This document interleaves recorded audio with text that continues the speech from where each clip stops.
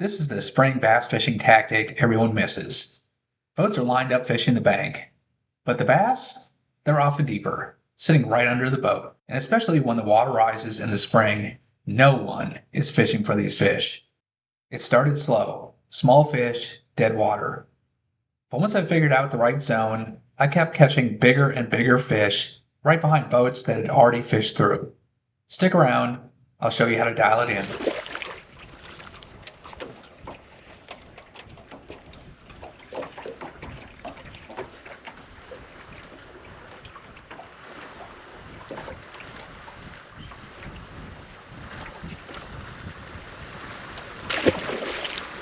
Nice healthy one. Backed out a little bit, and then beating the bank. It's all muddy, and the water's come up, it's turned muddy. Haven't been able to get him, so backed out and went with the slobber knocker. This is a 1/2 ounce, and then went with the creature hog. So it's kind of a crawfish profile, almost like a crankbait, but a little bit more finesse. I can slow roll this thing down there. I've gotten a couple bites in that. Just checking for ones. I don't know if they're spawning out off the bank a little deeper with the water coming up. You know, they spawned out there. They stayed where the original water level was, or it's ones that the bucks are up on the bank and they're waiting to move up. They're out a little bit farther, but trying to old slow roll this.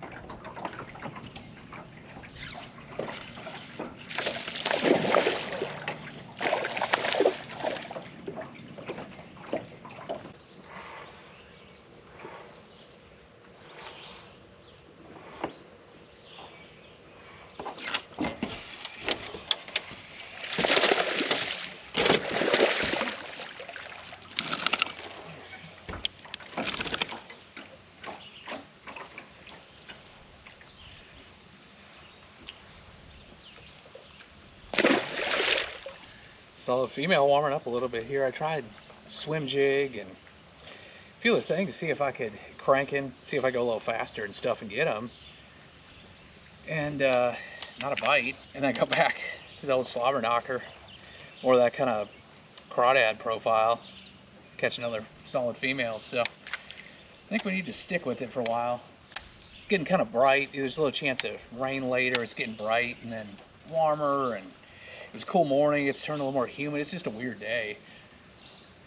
But definitely some stain in the water. Seems perfect. Instead of throwing right to the bank, I'm just slow rolling this out. The water's come up real fast, and it seems like the fish that are spawning are out deeper. They're out in like 6 to 10 feet maybe, instead of right in the bank. So rolling the slobber knocker right over their head, right into their nose, seems to be the deal.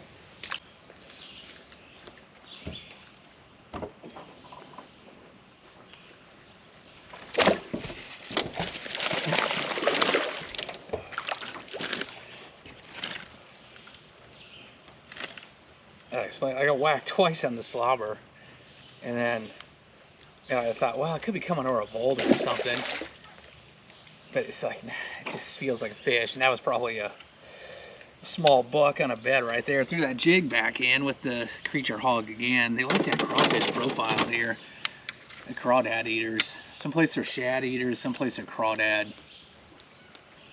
A lot of rock, a lot of crawdads, a lot of abrasion. Not retie.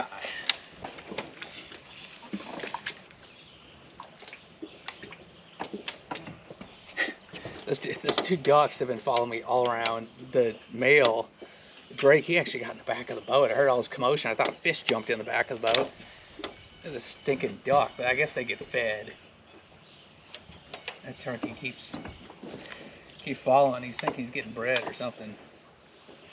Breadcrumbs, that is. Maybe getting bread. Not by me.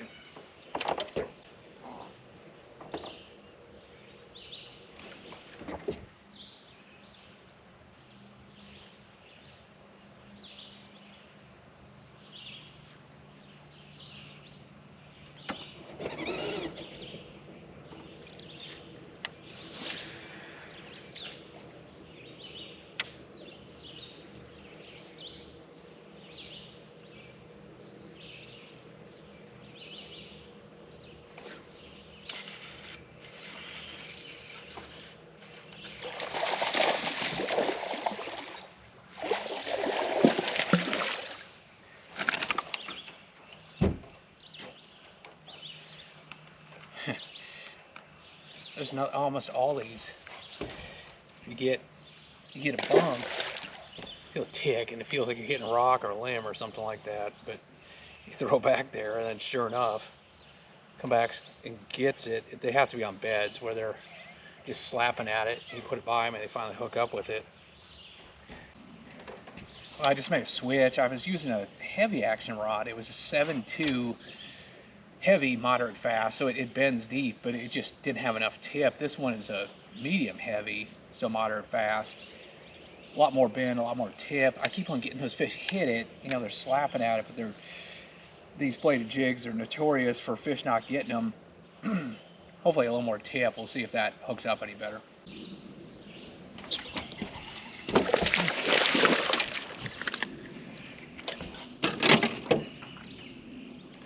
We're underneath the boat.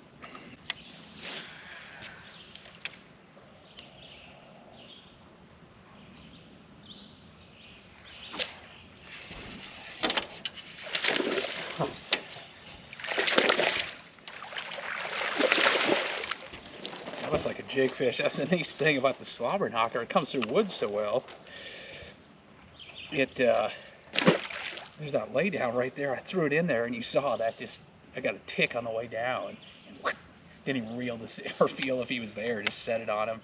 That's the neat thing about the slobber knocker. You can fish like a jig and as a moving bait too.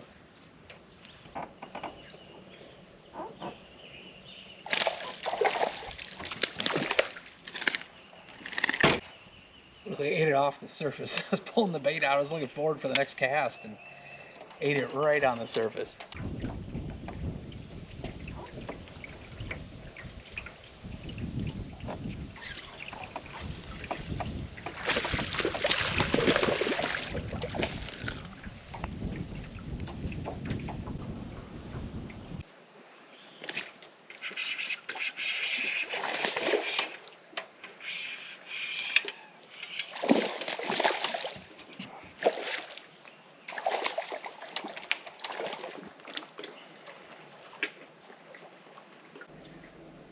A nice male of shallow on a bed.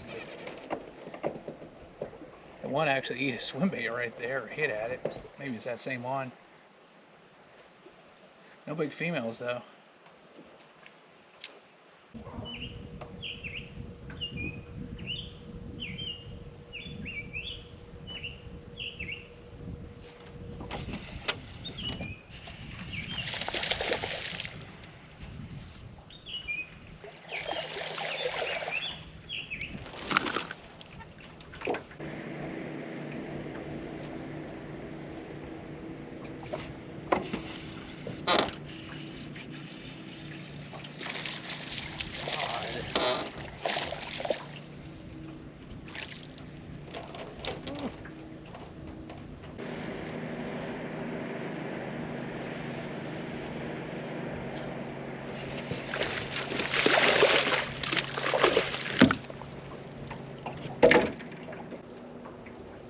It's three right in the same little pine branch there or whatever, but not a single one worth a darn. It's supposed to rain this afternoon. It sprinkled a couple times already, and it looked real threatening and kind of cleared out. Need some cloud cover and wind maybe to get the better ones going a little more and more aggressive. Got a great big one now.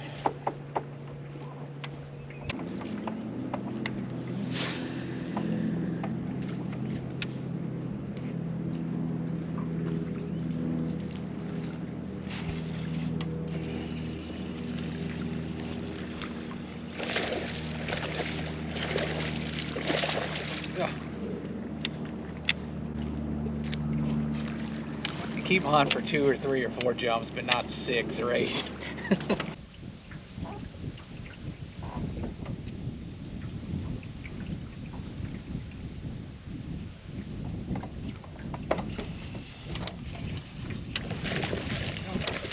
God dang it.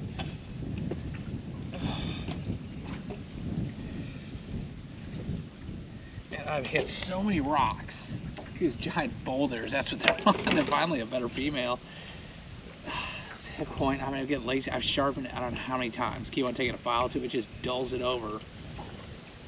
I knew when I retied just a second ago because I mean it just keeps tearing up the line, but dang it, this is not that sharp. Oh, I gotta fish around those rocks. You just gotta keep that hook point sharp. It's a pain in the butt, but you gotta keep doing it.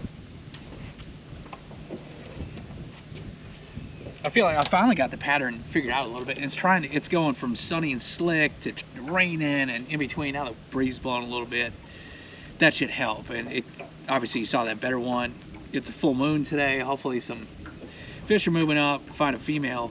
But to kind of figure out the pattern, it's the first half of creeks, and it's the channel swing. You know, the steeper, those bluffier. I shouldn't say bluffier. It's the steeper banks in creeks, not main cove. It's pockets. And then it's just that steeper part, and then it's not in the back. They're not, for whatever reason, there's water coming up. It's like these fish didn't want to go to the back, and they kind of set up residency in the first half of the creek. So, I mean, you know, that happens a lot of times when the water level changes. They don't move necessarily with the water. Sometimes it pulls them and it'll draw them all the way to the back and up to the bank. Other times they're kind of already initiated things and they don't move with it. This one seems like they're sticking with the old water line. So hence the mouth of the creeks and these steeper banks, the flatter gravelly ones aren't as good. These chunk irregular rock is good. And then I'm just taking the slobber knockers, the 1/2 ounce, have a creature hog on the back and just slow rolling it. And this thing, it kind of feathers it. It's just like the tail is kind of wafting and the skirt's kind of, it's getting big and small, kind of like a crawdad does. And I think what I'm doing is just rolling it past deeper beds. Everybody's throwing up on the bank, going around here on a merry-go-round, beating the bank. The fish aren't up there. The ones that are out here seem like they're fresh. So anytime I get in that right zone now, I'm getting bites. Now I just got to keep the hook sharp. I have to promise I keep my file, you know, in the tackle box, so you have to keep on rooting around the boat compartment. This is a tiny one I found in a tackle warehouse. I'll put a link down in the description if I can find it again. But now I just need to keep my pocket, and every time I bump a rock, I'm just gonna have to sharpen it up. And I'm going with this is slower. This is the Revo SX. I like this one. I'm going with that 6:1 gear ratio and slow roll. It just forced me to slow down. The problem is then when a fish runs at you, they come up and jump. That slower gear ratio, you know, you can't keep tension on the line. So the dull hook's obviously the main thing, but in general, I usually, unless I'm really slow rolling a bait, I like those faster gear ratio reels, the 8:1, most of those STX. Just, I can pick up line when they run at you and keep them buttoned up a little better.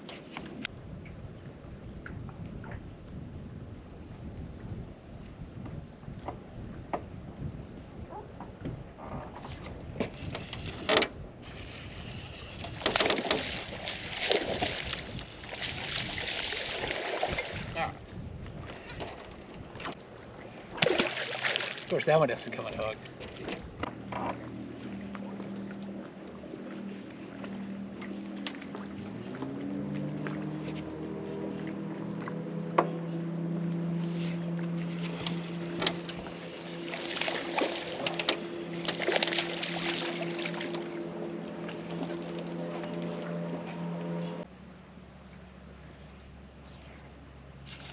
Oh, not sharp enough. A second ago, it's not even the depth as much. I was fishing that stuff and it was real bluffy looking, like just vertical. As soon as you get around this snaggy rock, like it's pretty good sized boulders too, like I don't know, 3 times the size of a bowling ball or something, like a huge beach ball or something like that size. To a few basketball sized ones, but a lot are way bigger. And those are regular big chunk rocks, boulders. That's where they seem to be at. As soon as you get to the straight up down, just the cliffy looking stuff, I don't catch them. And then when it turns to gravel and flattens out, and you don't have the rock, then I'm not catching them either. So it's today it's the boulders on the steeper banks.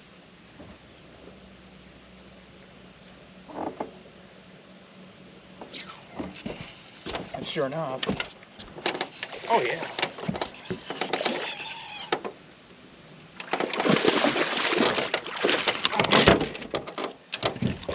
About freaking time.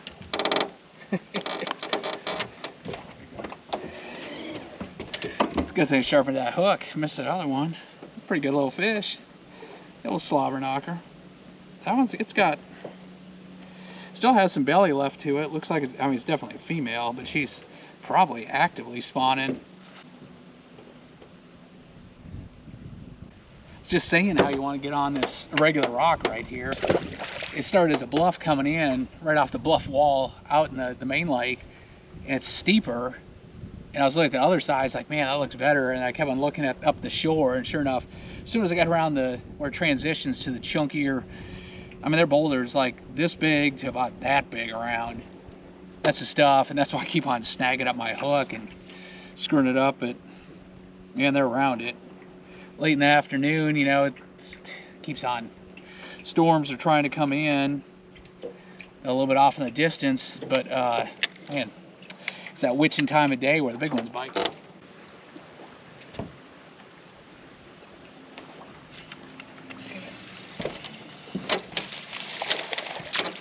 Never got a hook in that one. Saw that one, I got my hands kind of messed up, and he's coming at me, and I tried stepping backwards. You can, I mean, I'll move 10 feet of line when I do that right there, but just never got good connected with him. When they're coming at you, you can't drive that hook. You know, he's coming with you, following the bait, so it's like you're not really setting, whereas you punch in, if he's going sideways or something, bam, you're driving it through. But when you're both coming forward, you kind of just pull, and you never drive that hook in. You lose so many of those fish when they're coming at you like that. It's just, that is the toughest situation, and the wind's blowing now, so we're drifting at them fast. So it's just throwing slack in there. It's just it's gonna happen some of the time. Other thing, it's time to change bait too. This one, I got it out of the tackle box. It was an old one, and over time the hook, especially if you get snagged once or twice, you spring the hook, and it just starts to flex more as you start losing more. And it's still good, and I can file it sharp, but it's, once that hook wants to spring a little bit, you start losing more fish. You're better off to go to a new one. And I'll save this one the next time my brother goes fishing with me. I'll let him think, hey, I got an extra bait here, use this one. Oh man, that big fish just jumped off. Oh, dang it. All right, we're changing it out. Get my brother's bait nice and safe over there.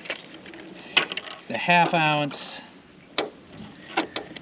and green pumpkin shad is what they call it. It's basically green pumpkin with a little white. It's got a fresh hook, so I get guaranteed my first cast will go right to Boulder and dog ear it. I always tie a trilene knot on my bladed jigs, swim jigs and stuff. A Palomar, the main lines come up like this, and a Palomar, the tag end points up that way as well. So when you're coming through grass, that's your leading edge, and it's like snagging everything. You catch up just a little more, whereas the trilene knot, the main line's going up this way, and the tag end's going down. It's just a smoother. I don't think it makes a huge difference, but when you're going through grass and slime and all that stuff, it's just one less thing to get caught up. You get all these weedless heads and everything, and then you get a knot that's like dragging, going through stuff. Drives me crazy. Then I'm taking the Max Scent Creature Hog. I'm using green pumpkin candy, or green pumpkin party, excuse me. Slide almost goes to the back. The slobber knocker has a really long hook, and it's got a little keeper here. The one trick, when you slide it up, instead of sticking it up there, turn it sideways over that barb keeper, so it's up and down, and then I twist it, and then that barb will lock it in a little better. That brand new bait. No excuses now if I miss one. It's all my fault. Maybe I should go back to the old one. I do like the painted blades. A lot of times the black and green pumpkin and stuff. They see so many chatterbaits. Like early in the spring, you know, that flash. Sometimes it's good. And in the fall when they're on shad and stuff, I like the flash. It seems like a lot of times I want the action where it's kicking and shaking, but the blade, I don't want that flash. It's almost too much. And so I typically go with the painted blades, although the paint always wears off them, so eventually it's silver anyway. But at least in my mind, it gives me an edge. Yeah, feeling that hook. Yeah, that thing is way stiffer. That I fished that other one too long. I could really spring that hook. This one's a lot stronger. I think that's probably part of the problem I had. being sharp, not sharp is not helping, but that hook was fatigued.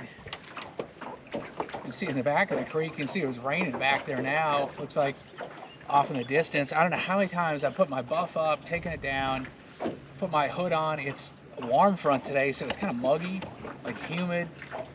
And now the sun's shining on the other side here. It's just one of those that it's like hot and sweaty if you pull your buff up and put the hood up.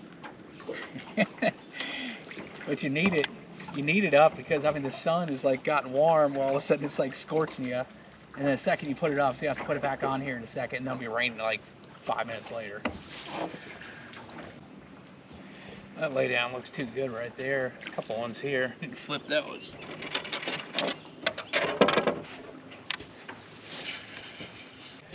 And it's all that eye candy. I keep on, I mean, that stuff looks so good, and I wish there was somebody with me who was flipping behind me and you're dragging a jig or a wacky worm, throw up all that shoreline stuff just to keep them honest on that. But it seems like every time I get distracted by that, one, I get snagged up there. Two, the better ones are out here, that deeper stuff. It's like if this is just an ugly bank, it won't be a problem, but there's so much eye candy up there. I mean, it just looks, that double lay down there, oh my God. Like one of the dream looking spawning logs.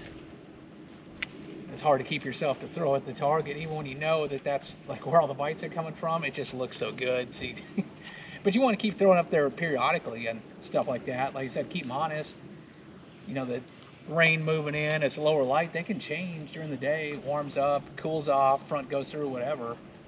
Wind picks up, shadier. You never know when it's going to change, but man, it's hard not to just keep throwing up there, keep throwing up there. If you're not really paying attention, I get off what's working.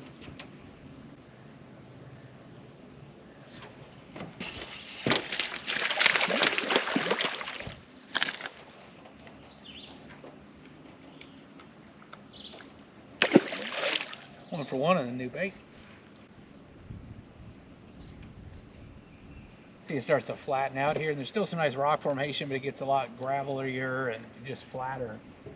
As soon as you get like halfway into these coves, past the first couple little micro pockets and stuff, then it, I don't know, you just get little ones. I don't know why I'm still going. I need to, look at this little point here, a nice little rocky point. Had that baby there, but need to go get on the other side on the mouth, working out where that good rock was. All right, change sides.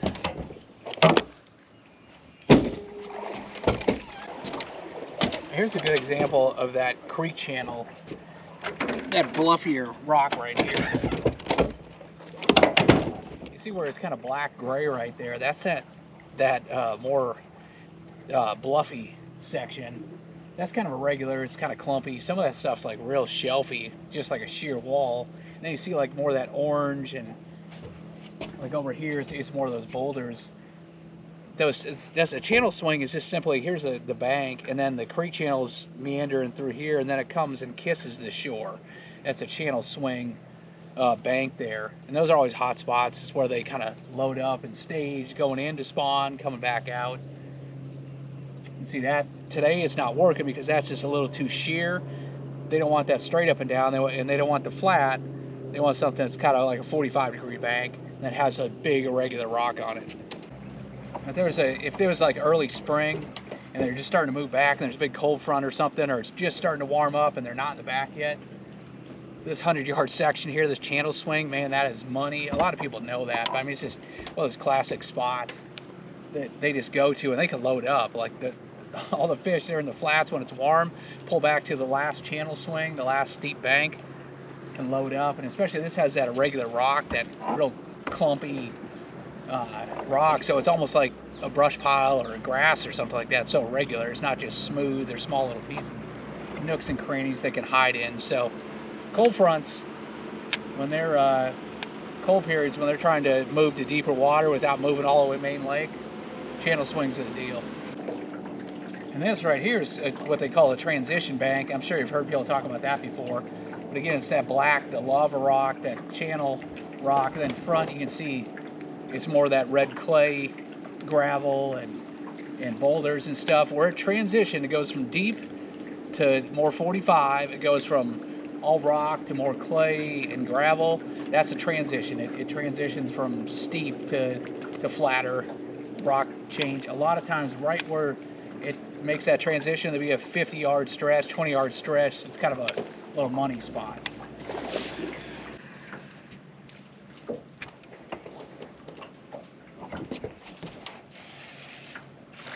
There we go.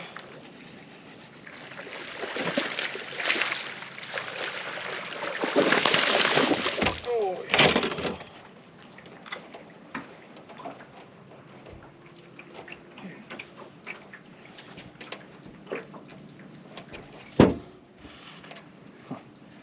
Well, there's the first pocket, right? I mean, we just got past the transition, and you can see, you know, it still has that chunk rock there, the ledge rock, with a new hook. Holy cow!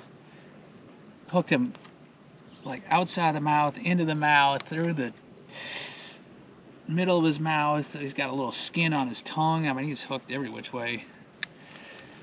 Goes to show what a sharp hook does. Jeez. There we go. 2 for 2 on the new one. Yeah. Nice fish. He was on that little rock point, a tiny little pocket, a little drain here. There's 2 little drains that funnel down.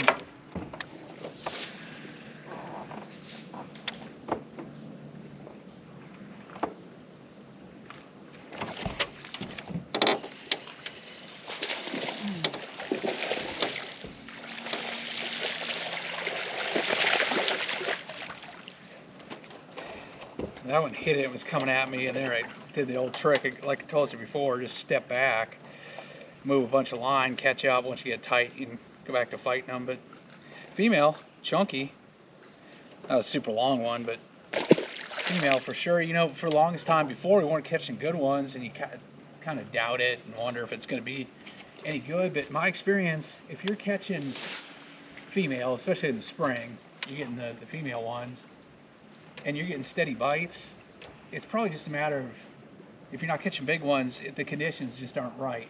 And every time we kind of get a little passing storm cloud near or something here, it seems like a better one will bite. As long as you're getting those females and you're getting enough bites, it's telling you, hey, you're doing something right. It might not be the optimum time at that point. Maybe something else at that point will catch bigger ones. But at some point, there's a bunch of female bass around there. Oh, and like sooner or later, it's gonna be good ones, like a couple of the ones we had today. So it gives you reason to know that sooner or later you're gonna run into them. So just because you're catching smaller fish on a pattern, don't write it off. Think about when would the conditions be more optimum for it. First thing in the morning, late, wind change, you know, whatever, brighter, less bright, whatever. But or maybe run the same pattern, but do it in a different part of the lake where the water's clear or muddier. You try changing it up, but I wouldn't just bail on it and say, oh, I'm catching small ones. I don't know how many times, like guiding at Fork, I used to go 2-3 days in a row, and just every fish you'd catch on areas would be like 3 pounds or less. And then all of a sudden you go back the next day, and then everything was like 4 pounds or bigger. And nothing changed other than the, you know, a couple days difference. And the better ones just moved in for whatever reason, or were more active. Can't always call it. You have to keep it honest. But like I said, if you're steadily getting bite and they're halfway decent ones, they're females, you're doing something. At some point, you're going to catch big ones out of it. Don't give up on it. And the other thing is, I'm going through pretty fast, covering water on this, and I'm trying to pick off some more active ones. If it was a tournament or something, and I only found a couple key spots like this, I don't think I could come back through with the chatterbait, with the slobber knocker, and catch him very good again. Maybe if conditions were better, but it seems like the ones that are willing to chase and will go after this, I'm probably getting a lot of those bites. So that next time I came back, I don't think it'd be as good. But I do know the sections that have them, and I could slow down shallower with the wacky worm, deeper with the jig and drag it, and slow work it. It's going to take me a long time to fish it, but I know the key areas. So you can come back and kind of seine it, and you may catch a whole lot more if you slow down and really work it. But doing the same thing again, it's probably not gonna work. You're probably fishing behind yourself, and the ones that were dumb enough to chase your bait the first time, they're they're over it.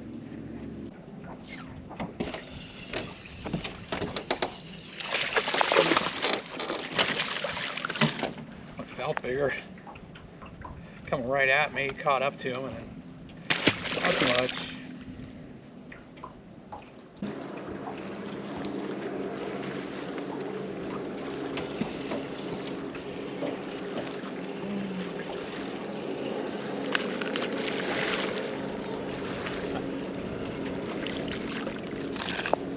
Felt bigger again. I guess he was turned sideways or something. Right on that point of a pocket.